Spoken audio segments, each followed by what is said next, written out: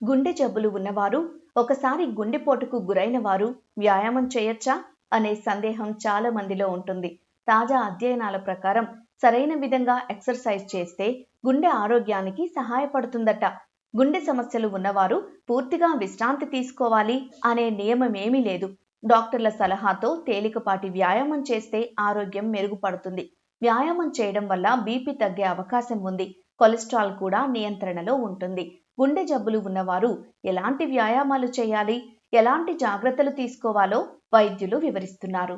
Heart attack వచ్చి తగ్గిపోయిన తర్వాత, దాని నుంచి సక్సెస్ఫుల్గా బయటపడిపోయిన తర్వాత వ్యాయామం చేయొచ్చా అని అనేక మంది అడుగుతూ ఉంటారు. వీళ్ళకి కార్డియాలజిస్టులు చెప్పే మన ప్రత్యుప్రాయం ఏంటంటే, గుండెకి సంబంధించిన ఎక్సర్సైజ్తో పాటు నార్మల్ ఎక్సర్సైజెస్ కూడా ఖచ్చితంగా చెయ్యాలి.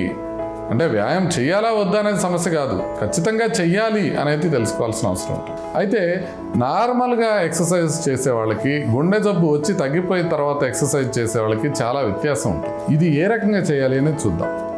హార్ట్ అటాక్ వచ్చిన తర్వాత ఒక ప్రధానమైన ప్రాబ్లం ఏంటి అంటే గుండె పంపింగ్ తగ్గిపోవడం. గుండె పంపింగ్ కనుక హార్ట్ అటాక్ వచ్చిన తర్వాత తగ్గిపోయినట్లయితే వాళ్ళకి నార్మల్గానే ఆయాసం రావటం, లేకపోతే కాళ్ళ వాపులు రావటం, ఇలాంటి సమస్యలు వచ్చే అవకాశం ఉంటుంది. సో ఇలాంటివి ఉన్నవాళ్ళు చాలా చాలా జాగ్రత్తగా వ్యాయామం మొదలు పెట్టాల్సిన అవసరం ఉంటుంది. అంటే నార్మల్ పంపింగ్ 55% ఉంటే మనం 55% కన్నా తగ్గటాన్ని ఎల్వి డిస్ఫంక్షన్ అంటాం. అది ఎంత మేరకు తగ్గింది అని చూసుకొని దాన్ని బట్టి ఎక్సర్సైజ్ చేయాల్సిన అవసరం ఉంటుంది. అది గనక సివియర్ ఎల్వి డిస్ఫంక్షన్ అంటే 30% కన్నా తగ్గితే గనక ఎక్కువ వ్యాయామం చేసే అవకాశం ఉండదు. ఎందుకంటే ఏమాత్రం చేసినా కూడా ఆయాసం వచ్చే అవకాశం ఉంటుంది. కాబట్టి ఒక 6 నిమిషాల పాటు నెమ్మదిగా నడవాల్సిన అవసరం ఉంటుంది. అంతకన్నా ఎక్కువ వేగంగా చేయటం కూడా మంచిది కాదు.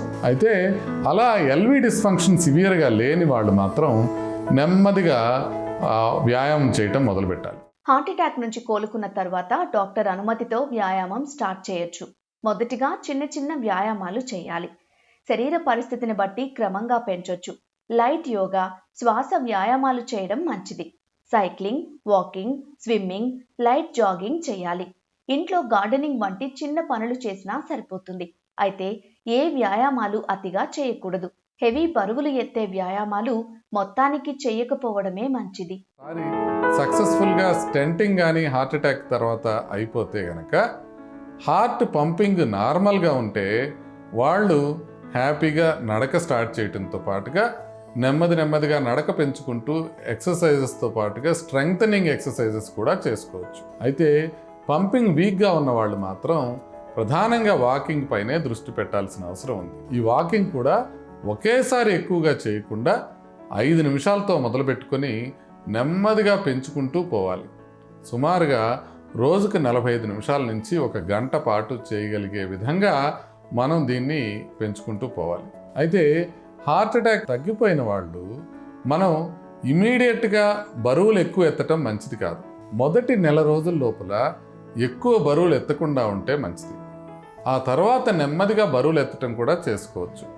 అవి నార్మల్ బరువుతో పాటు ఎక్సర్సైజ్ చేసే విధంగా కూడా కొంత బరువులు ఎత్తే అవకాశం ఉంటుంది. కాబట్టి మనం అర్థం చేసుకోవడం ఏంటంటే, హార్ట్ అటాక్ వచ్చిన తర్వాత వ్యాయామం చేయాలా వద్దా అంటే కంపల్సరీ చేయాలని ఎందుకు చెప్తారంటే, హార్ట్ అటాక్ వచ్చిన తర్వాత వ్యాయామం చేస్తున్నట్లయితే మళ్ళీ ఇంకొకసారి అటాక్ వచ్చే అవకాశం బాగా తగ్గిపోయే అవకాశం ఉంటుంది. ఇది అనేక పరిశోధనలో ప్రూవ్ అయింది.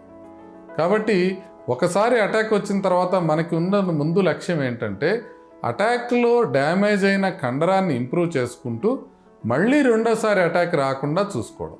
ఈ రెండిటికి కూడా ఎక్సర్సైజ్ అనేది ఒక దివ్య ఔషధం కింద పనిచేస్తుంది. మనం ట్యాబ్లెట్స్ ఏ రకంగా వాడుతుంటామో ఎక్సర్సైజ్ కూడా అదే విధంగా చేయాల్సిన అవసరం ఉంటుంది. పూర్తిగా గుండె పంపింగ్ నార్మల్గా ఉన్న వాళ్ళు మాత్రం అంతకు ముందు స్థాయి ఎక్సర్సైజ్ కన్నా ఎక్కువగా కూడా చేసుకునే అవకాశం ఉంటుంది. కానీ పూర్తి స్థాయిగా గుండె నార్మల్ కాని వాళ్ళు మాత్రం కేవలం డాక్టర్ పర్యవేక్షణలో చేయాల్సిన అవసరం ఉంటుంది.